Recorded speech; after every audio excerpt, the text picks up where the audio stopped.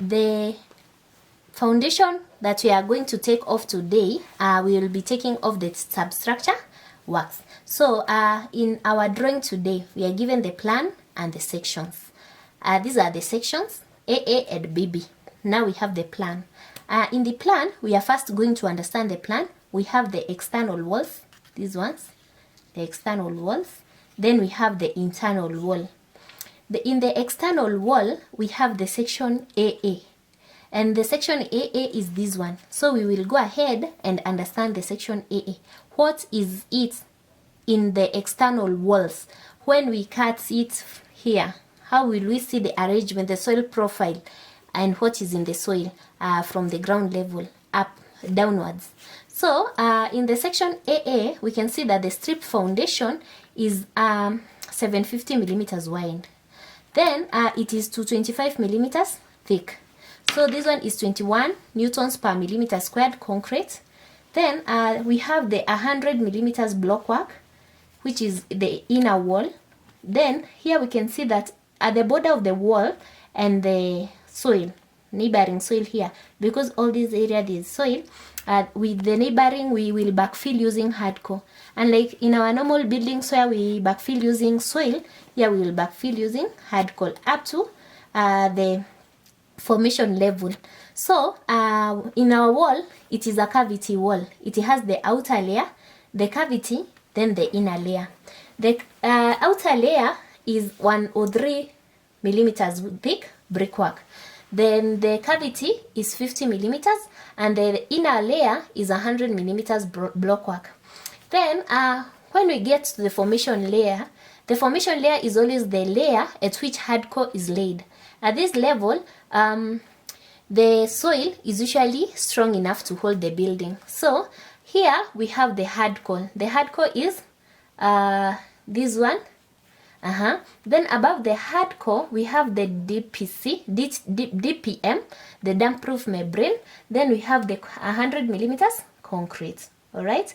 Then above the concrete, we have the insulation. We can see the 65 millimeters screed. Then the tiling. So the length from the height from the wall where we should be able to take off, we should take off the substructure walls up to the DPC.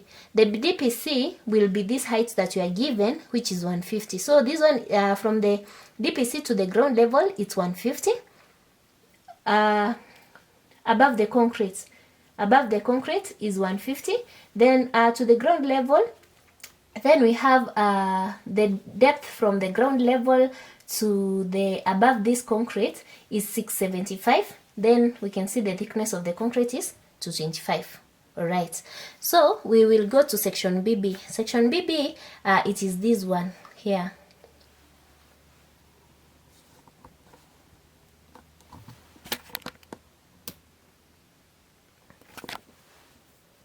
The section BB, we have the concrete is for 50 millimeters wide, the strip footing, then it is 200 millimeters thick. Then we have the wall, which is the internal wall. Then the backfilling will also be made of hardcore.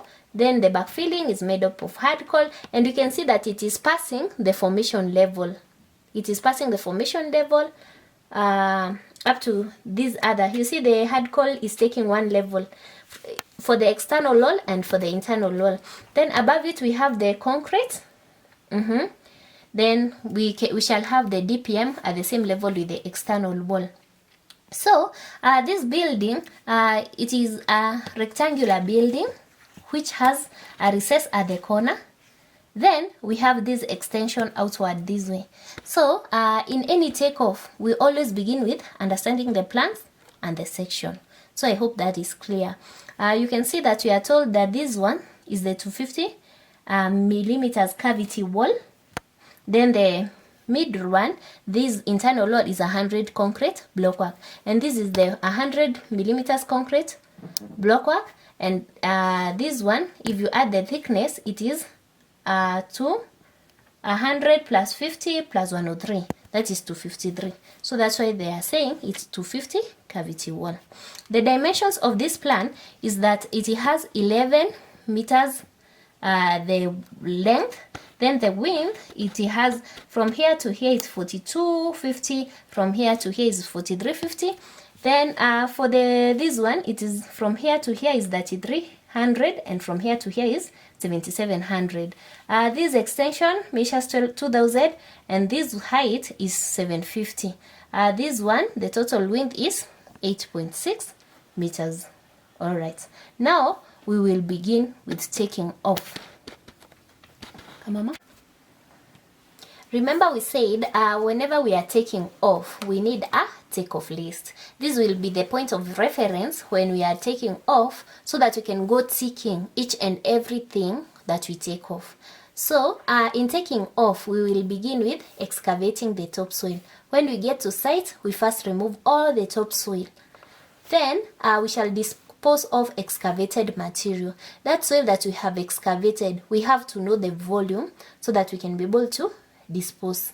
Then we shall excavate the trenches. Both internal and external wall have trenches, so we shall excavate the trenches and know what volume of soil will we be excavating. Then we shall dispose of excavated material. Whenever we excavate soil, we always dispose of. So disposing of means calculating the volume of soil we'll need to transport out of sight. Then we have the surface treatment in the trenches. This involves the compacting of the trenches, dewatering of the trenches. No, surface treatment is involved compacting of the trenches. Then we have the earthwork support, which involves supporting the sides of the trenches so that they do not collapse. Then we have the disposal of surface water. This is once we excavate the trenches, we may find water in the trenches. We need to dispose of this water so that we can start construction. Then we have the concrete in foundations. Because we have the strip foundation, that concrete needs to be measured. All right. Then we have the brickwork to DPC. We need to construct the brickwork, so we need to measure the areas of the brickwork and next the blockwork up to the dam-proof course. All right, forming cavities and providing insulation. After constructing the brickwork and the blockwork, at the center we have cavities, so we need to measure the cavities that will be forming so that we can be able to price. Then we have concrete fill to base of cavity. We need to, after forming the cavity, we need to come and do the concrete inside there, because in our sections we saw that inside the cavity we have concrete.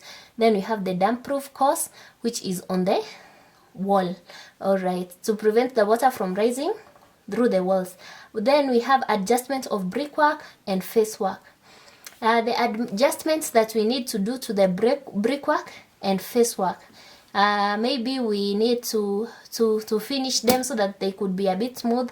We need to measure that. Filling to excavations, backfilling, we need to measure. For example, we have seen that the inside part we are doing has hard coal, so we have to measure. Reinstating the soil outside the trenches, we need to measure for that soil. Then we have the surface treatments to floor area, that is compacting the layers of fillings that are there, maybe insecticides so that to prevent termites.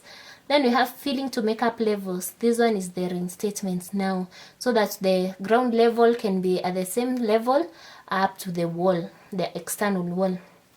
Then we have damp proofing. Damp proofing is putting the damp proof membrane to prevent the water from rising through the floors. Then we have the concrete bed as our final thing, because that will be the final thing that we do to foundation. The topmost level is the concrete bed. That is the final thing. So we need to measure all this. So we'll start from the first one to the last one, measuring all of them. All right.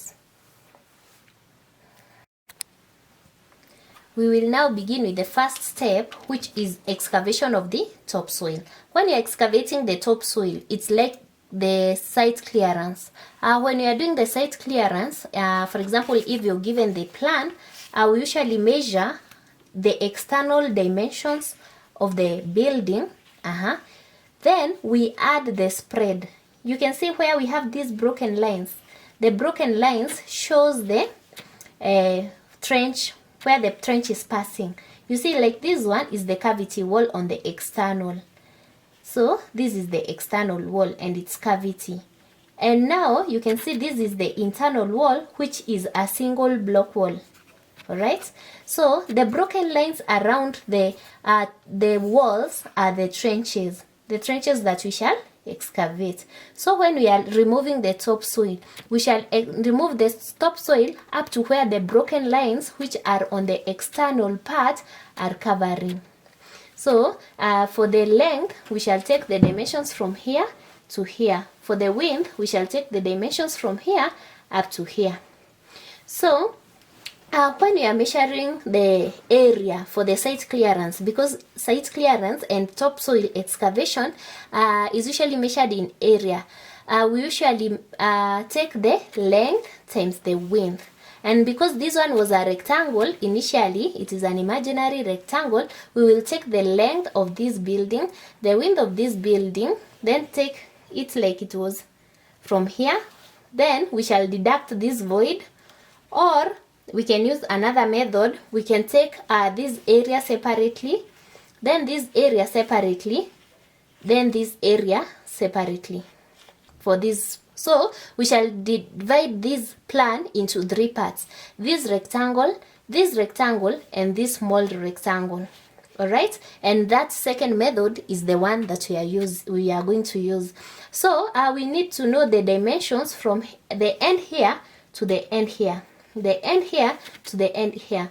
If you notice, we have been given the dimensions of the external wall alone, from here to here, and the width from here to here. So we need to determine the length here to here. So what do we do? Now that we are given from here to here, we need to add this spread. This spread is the space, the working space for the trenches, because the trenches will have covered up from here to here, and the wall will be inside here. So to get this from here, I hope you can see it very clearly, from the external part of the wall to the trench, external trench, this one is what we call the spread. So we need to add this spread here and this spread here. Alright, so how do we calculate that spread for the external wall? Because if we come to the internal wall, we shall require the spread too in another case, but if we are told to calculate the spread, what do? We will look for this space here. Alright, so we shall first calculate the spread. When we are calculating the spread, we shall use the section. The section is the one that will guide us. So for the external wall, remember this is the section for the external wall. The concrete is 750 millimeters wide. The wall is 103 plus 50 plus 100 to 53. What is this length of the spread? It will be 750 minus 253. Alright, so we shall take 750 minus 253, then we divide by 2 so that we can get this space here and the space here. Alright, so we shall take 750, we deduct 253, we shall get 497. Then 497 we shall divide by 2, we shall get to 48.5. Alright, so this 248.5 is the foundation spread.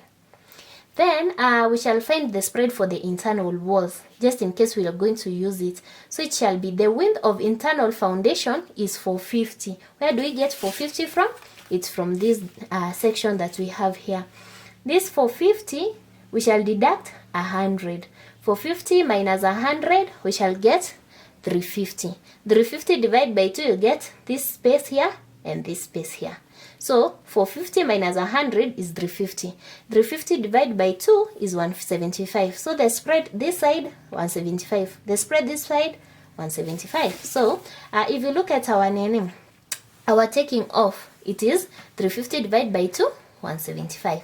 So how do we calculate the areas of the 3 shapes of the 3 rectangles that we talked about? So we will begin with the first big rectangle. The first big rectangle measures 11,000 from here to here. Then we add the spread for the external walls here and here. This spread here we have found is we have found is 248.5. So I hope it is visible. So this 248.5, it shall be 11,000 plus 258.5 here and 258.5 here. All right, so it shall be 2 times 248.5, we get 497. So it shall be 11,000 plus 497, we get 11,497. What about for this width of that rectangle? The width of that rectangle is 4250. So 4250 plus spread this side, spread this way. So 2 times 248.5 for the form of spreads, it was 497.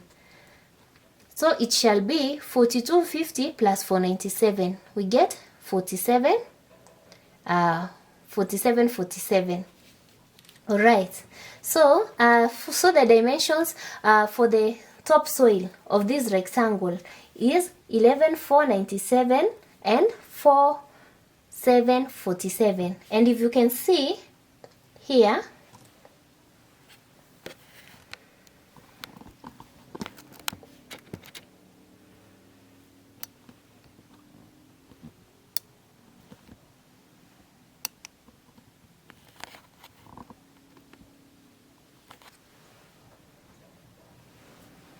when we are measuring when we are entering it into the takeoff sheet, we shall write topsoil for preservation, which is average thickness 150 millimeters depth, and for including the projection, we shall write the first rectangle. The dimensions is 11.5 and 4.75. all right, so we shall go to the second rectangle, which is here. The second rectangle, which measures 7.7, it is this one, this second big rectangle. It measures 7.7 and 4.350, this one. So this rectangle is this one here.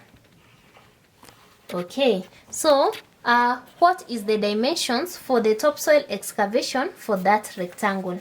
That rectangle measures 7.7 for the external walls and 44.35 for this wall, assuming the wall is straight this way, because we are finding the area. All right, so for 7.7, we know we have to add the spread here and add the spread here.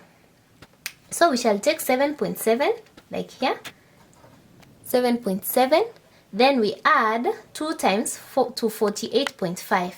2 times to 48.5, you get 497. So you'll get 7.7, you add 497, you get 8.197. Then for the width, you can see the width is from here up to here. It is for 4.350 to the end of this wall. But remember, we are excavating to plus the spread. But remember also, we had already excavated a spread this side. So this whole area is excavated. With this broken line, all this area is excavated because we had measured it in this other rectangle. So we are measuring from this broken line inward up to the broken line. So the width here will be a bit slightly different. So it shall be 44.350. We deduct the spread this side because it had already been accounted for in this rectangle, plus the spread this side. So the spread for the external wall here was 248. All right, 248.5. So it shall be 4.350 minus 248.5 plus 248.5. So 4.350 minus 248.5 plus 248.5. What do we get? We will get 4.350, because minus 248.5 plus 248.5 is 0. All right, so we shall remain with 4.350. So that's why here we have not added anything, so it shall remain 4.350. We go now to the third rectangle, which is the small rectangle which is protruding. And this rectangle is this one here. Remember, we have excavated up to here. We have accounted up to the spread here. So we will want to measure the area from here coming this way here. So what is the length of this part? The length is already 2000 plus the spread of the external walls both sides. So it is 2000 plus the spread of two external walls. So it shall be 497. 2000 plus 497, we get 2.497. Then for the width, let's see the width. It's on the plan. From here up to here, how much is it? From here, from the external wall up to here is 750. But we want from here up to here. So it shall be 750 minus this spread, which has already been accounted for in this rectangle. 750 minus 248.5 plus 248.5 here. So minus 248.5 plus 248.5 is 0. So we shall remain with 750. And that's why it is remaining 750. In meters, it shall be 0.750. So for the two rectangles, you can see 8.197. When you bring it here, it shall be 8.20. 4.350 shall be 4.35. 2.497 shall be 2.50 because we always enter them to two decimal places. 0.750, it shall be 0.75. So the three areas shall be 11.5 by 4.75. We shall get the area. We add 8.20 by 4.35. We add the area to 2.50 and 0.75. If we get the three areas, that will be the area for topsoil excavation for preservation, 50 millimeters depth, including the projection, and disposing this excavated material. You remember this soil we have excavated, it's topsoil. We need it to take it away from soil, from the site, and dispose it in spoil heaps. All right, because it will involve a cost, we have to find the volume of that soil. So remember the depth was 150. So we shall take the area of this whole site that we have excavated, we multiply by 0.15 meters. So we shall get the volume of soil by meter cubic. This volume of soil is the one that will guide us how much it will cost to dispose of that soil. So now we are done with the first step. We need to go to the second step.